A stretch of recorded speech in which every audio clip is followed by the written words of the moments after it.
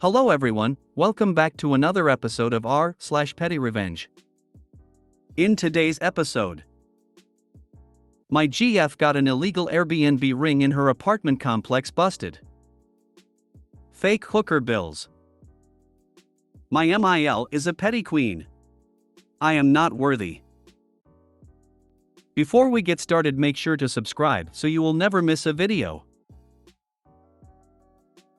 So let's get started. My GF got an illegal Airbnb ring in her apartment complex busted. We live in a new and small apartment complex, only 40 units within 2 buildings. It's very low-key and within walking distance to our downtown. It's very affordable for how convenient a location it is. Back in September, we noticed the vacant unit beside us was getting moved into by a new tenant with furniture, decor, etc. One weekend not long after moving in, we heard what sounded like a little party with music and loud voices well past midnight. We heard a lot of people coming in and out of the front door, but letting the door slam each time to where it shook the walls. Maybe they were having a housewarming party or a friends get together at the new place. So we brushed it under the rug as a one-off incident. For the next few weeks, we noticed a variety of people coming in and out of this apartment, and none of them seemed to be the same individuals. Parking also started to become much more busy than usual, as well as the cars kept changing. So, something seemed off. My GF started working night shift for her job not long after the neighboring apartment became occupied. She is a light sleeper and noticed that all throughout the morning and before going to work, the neighbor's door was always slamming and shaking the walls. She understands that people are active in the day and she can't ask people to cater to her night shift needs, but she felt the constant slamming of doors was not only disruptive, but unusual behavior. One particular morning was the straw that broke the camel's back. She had finally had enough because of the effect it was having on her sleep. She wanted to see who was slamming the door. She heard the door slamming around 10:30 a.m. and got up and witnessed people walking to their car with suitcases and leaving. Soon after, a man arrived and pulled up the front doormat and retrieved a key and let 2 women with cleaning supplies into the apartment. Each time they entered or left, the door would slam and shake the wall. Seeing this, she searched Airbnb and almost immediately found the rental unit next door. Same floor plans, wall paint, flooring, etc. To our surprise and anger, we found a total of 4 listings in our apartment complex alone on the host's profile. That is 10% of the apartments in our buildings. Through the listings, we found the individual's LinkedIn and business website. On his website, he claims that he does something called rental arbitrage. Essentially, this is renting out a long-term rental on short-term basis, lease an apartment and rent it on Airbnb for profit. This can be done legally with the landlord's permission. The lease agreement does not allow for subletting or short-term rentals. They were renting out 3 of the 4 ground end units offered, units with unique floor plans. The 4th unit was a handicap accessible unit. That's right. This man and his business partner leased an apartment meant for accommodating people with disabilities with the intention of using it for his little short-term business empire he was trying to build. Our city and region, like in other places, has been feeling the squeeze on apartment availability, and these dickheads are contributing to the problem. It was at this point we took this personally, as we had our own problems dealing with apartment availability, waitlists, disappointment, and frustration. My GF called the leasing office and notified them that the neighboring unit is being rented out on Airbnb and asked if that was allowed, to which the office gave an emphatic absolutely not and asked for the listings to be sent to them in an email. Later that day, the office called her back and said they notified the tenant that they will be inspecting the apartments the following afternoon. After the inspection was completed, the office notified that they had sent a cease and desist docent of any rental activities outside the lease agreement or face eviction. They also informed us that you should not have any more problems concerning the matter, and if you do, don't hesitate to give us a call, smiley face. Now, this asshole has 4 leases he is stuck paying $1,500 per month for and can't make any more money on through Airbnb. He is bleeding money at the tune of about $6,000 per month. His only legal options are to continue paying for them or to break the leases and vacate. Last week we watched as movers emptied out the apartments. I'm sure they lost deposits and or were penalized for breaking the leases. A very expensive lesson for being greedy entrepreneur. NGL, this doesn't look petty. The leasing office rented 4 apartments to one person and they didn't think it was weird? Something stinks. That's what we thought too. He has at least another guy in on it.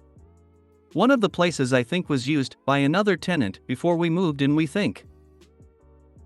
Theoretically, could I walk into a leasing office and request to rent 4 units, one for each of my children perhaps? I don't know. I have never even thought about one person renting multiple units, but I guess it's possible somehow. Your GF is a hero. I would love to have someone like her in my neighborhood. We're eagerly awaiting the Airbnb crash over here, lol. Hopefully we will see more of this soon. There are a lot of people doing exactly what this guy was, but Airbnb listings are way down. I think more investors are going to go down. Airbnb also has a system to report if neighbors are running Airbnbs in unauthorized places or if the neighbors are too rowdy. Good for her. And you. I have no issue with people who rent out in-law apartments or extra rooms, or even their vacation homes when not in use. It's a great way to make extra money and a great way for some people to travel more affordably. But there is a housing/long-term rental crisis, and it's because of investment groups and shitbags like this guy. There was an illegal Airbnb in my 3-apt building in SF back in 2012. People were constantly getting lost trying to find the apt in the back of the garage and coming upstairs knocking on our door. There would often be parties below my bedroom. The laundry machines were constantly being used by the sh*Theod neighbor renting it out, who treated them like his personal laundromat, and our water bills were going up. Found the listing, informed the landlord, and it stopped. Wish he'd been evicted though. I hate what Airbnb has done to every place I've lived. Fake hooker bills. Some flashy middle-aged guy knocked me off my bicycle. I was shook up and scraped up pretty bad. He was nice enough to let me sit in his car while he went and bought some first aid supplies to patch me up. He also offered to reimburse me for fixing my bike. Because of that, I agreed not to call the cops for an accident report. But when I called him weeks later on the home phone number he'd given me to get the money, he denied everything and told me not to call again. Okay. So I had my girlfriend call back during the day. His wife answered. Hello, I'm calling from Platinum Escorts about a bounced check. Wife was like, nah. Not my Joe. So my GF patiently described his expensive car down to the mirror ornaments and explained to her how he picked up the girls in it. That convinced her. How much was the check, she asked. $1,200 was the reply. She screamed, I'm gonna kill him. If you have his license plate number, track down where he lives. Dress up in a hooker outfit after he leaves, go to his house and ask for him. Wife will be like, who are you? You can say nope, I don't do 3 ways, that is a deal breaker. Forget it, tell him to call the agency for a refund. Walk away but have your face partially covered so you can't be identified. Yeah, no. I'm one of those guys who'd make a very unconvincing hooker. How does one going about tracking down someone's address using a car's license plate? You could have added insult to injury by reporting the collision as well anyway. You're right. But for me it was the fact that he played me, not the cost of the bike repair, and once I knew I'd got him back and scrambled his home life, I didn't care about the money. The saddest thing about the whole story is how easy it is to frame someone or how little trust couples have in each other. I would guess he most likely explained and proved himself clear unless he actually wasn't. My MIL is a petty queen. I am not worthy. My MIL is pretty laid back. No horror stories, she's honestly the coolest. However, one of her biggest annoyances is being lied to, fair enough. Sil is a pathological liar. She will legitimately lie about any and everything. In my home state, when you get married, you fill out the envelope for the courts to mail you your record. That way there is no mess up about where the certificate is delivered. So, naturally, it's addressed to yourself, in your own handwriting. Sil decided to get married in the courts and not tell anyone. Her choice of partner was pretty awful. And although everyone was kind when he visited, you could feel the tension in the room.